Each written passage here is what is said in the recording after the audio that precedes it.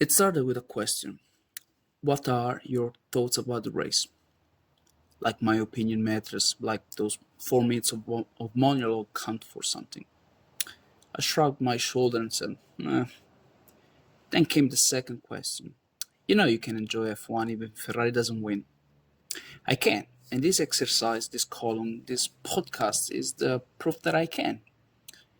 But now I have two questions. Number one, who says Ferrari hasn't won? Number two, was there something to be excited about? No, if you are an F1 fan that watches the sport on your Netflix. Yes and no if you are one of the OG, those who watched it before Liberty Media set the goal for F1 to be monetarily profitable instead of being the festival automotive technology and the showdown between daredevils, knights, riding flame-breathing monsters. Yes, if you are a motorsport fan. And just so you don't think I'm a dinosaur, I've really recently met two people, a Spaniard bloke adopted by the gong and a wonderful woman that aroused my brain in a couple of hours. They discovered F1 through DTS and understood that there is much more about it. And yes, there was something to enjoy from the race, but there was a lot that wasn't good. It should be unacceptable racing after a missile. It's an oil refinery 20 kilometers from the track. I appreciate the need to bring world sport to countries that are not aligned with, would you say, values or values of our say as freedom and democracy. I understand that those countries somehow are some of the new rich realities of this planet, and the sports need money. I also understand that sports should be incorruptible. This is the easiest utopia that humanity could achieve. It should be unacceptable racing on a track that is unsafe for the sake of the show and the profits. Yes, the new F1 cars are incredibly safe, and yes, I feel the bias because the one that could have gotten hurt is Mick Schumacher.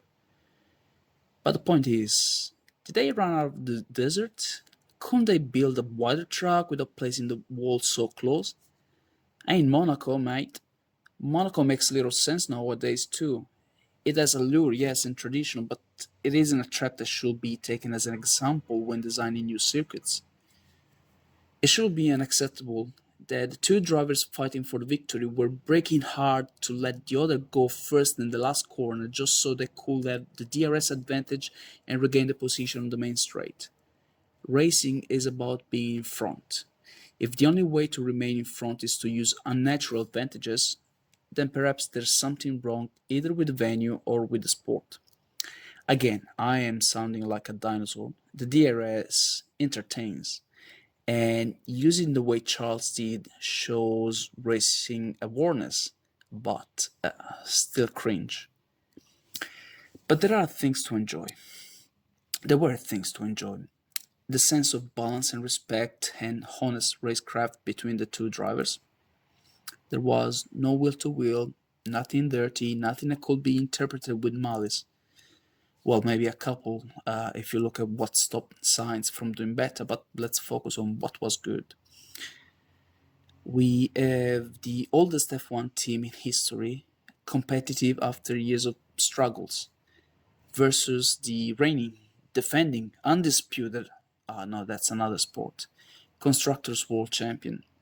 There was Max versus Charles, the duel we have been waiting for years to fight, and even if the car doesn't perform, to that know that there are points for 10th place because they spent some time back then and kept moving forward. 78 points out of 88 for the Scuderia, one pole, a victory, second place, and two fastest lap for Charles Leclerc, and the first positive result, a victory for the champion Verstappen. A champion who cried on the radio a bit too much, but that is a champion nonetheless because he fights. And that's what makes a champion. And not how many championships you have won. It could be 1, 3, 5, 7, none of them. It makes no difference. Or at least should not make any difference. Let's go back to question number one and let's give it an answer. Who says Ferrari hasn't won? They took the victory in Bahrain and they were so close in taking it here in Saudi. And those are two extremely different tracks, and Ferrari did extremely well on both of them.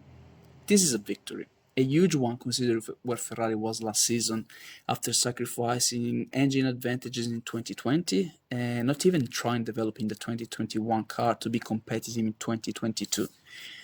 But it's also a huge victory for Red Bull, especially considering how much time they spent developing to win in 2021, and yet they managed to be competitive in 2022.